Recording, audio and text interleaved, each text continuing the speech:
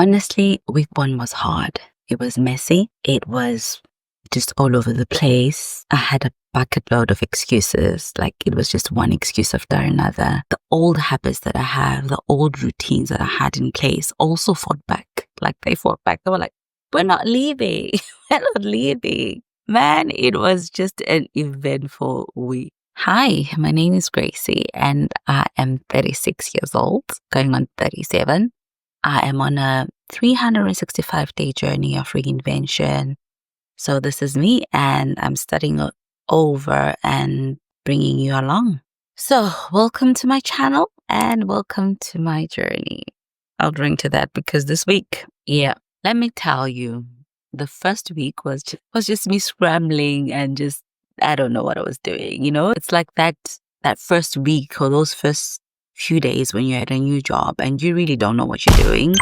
You are trying to catch up. You're trying to learn the job. It was just chaotic. And I felt like I was running around like a headless chicken. And also the excuses were like on my neck.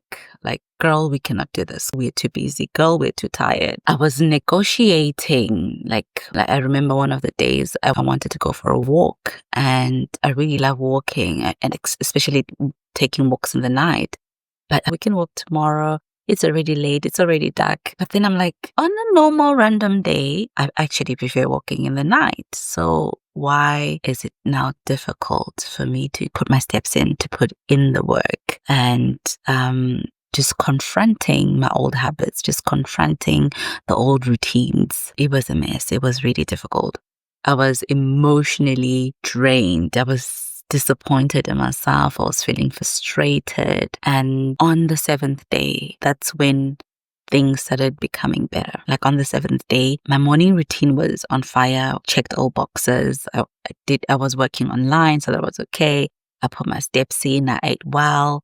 I moved around, It was good. It was good. And then I'm like, now when I'm reflecting, I'm like, wow, okay, change is hard.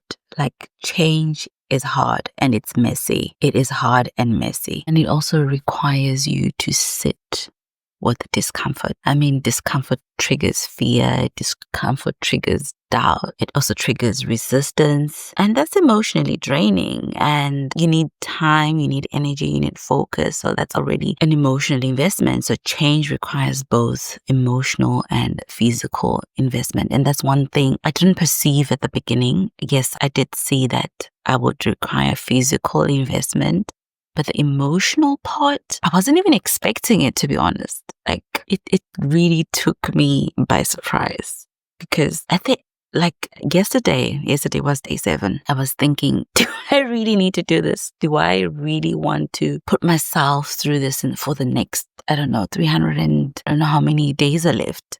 But, that's taxing. But then at the same time, I do not want to feel stuck anymore. I do not want this old version is not working for me. The old habits are not working for me. The old routines are not working for me.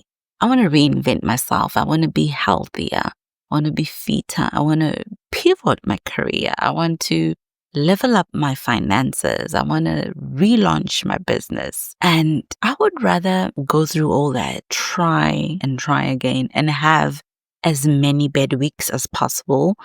But then one day, to really meet that girl, to really meet that best version of me. So yes, week 1 was terrible, but it was also feedback. So here's the thing. Week 1 was a flop. Yeah, granted. But am I giving up? No, not a chance. This is not the end of the journey. It's actually the beginning of the journey and I'm moving ahead on that journey. One of the things that's keeping me on track is the 12-week year system. I will explain more in detail in a separate video breaking down my goals and exactly how I'm implementing it. So please make sure to watch out for that video of what my goals are in the 365 days and how I'm going to be implementing the 12-week year system. 12-week year system is a game changer. It really forces weekly check-ins, which keep you honest and in check. So here's what I've learned so far. It helps you see where you are lagging before small failures turn into big setbacks. Like already in the 1 week, I already know what to adjust, where I was lagging, what I should do better. It also creates agency where every week really, really counts and you cannot just push things further or later. So you have to do the task or the habit or the goal or the routine, whatever it is. Small actions stack up into daily wins. Daily wins also stack up into weekly wins, and weekly wins compound into multiple 12-week wins. So we are here for the win. So basically my year is going to be split into 4 12-week sprints. And I'm already in my first week of the first 12-week sprint, which I've done. Even though I feel like it was a flop, we did it. We showed up. Like, if they had to say, who showed up? Like, who showed up? I did. Gracie showed up. Yo, clap hands. Like I said, the greatest thing about this week was feedback week. So as I'm taking time to pause and taking stock of what happened, I'm here sitting and noting where I did well, where I am lagging, where I need to adjust, and what to adjust. So honestly, week 1 gave me really valuable information and feedback, and this is exactly what I need to take on the next coming weeks. A few lessons that I learned: change is both physical and emotional investment. You need both, so be prepared to invest both emotionally and physically. And maybe there are other kinds of investment, but I feel like those two are the most basic kind of investments that you need. Another thing, change is hard. Change is messy. But my day 7 showed me that things can also become easier. Things can also start to flow. So I believe it's going to get easier as the days go by. Of course, I'm going to stumble. I'm sure I'm going to stumble somewhere, somehow. But then what week 1 has taught me is showing up. Showing up is important. Showing up also means progress over perfection.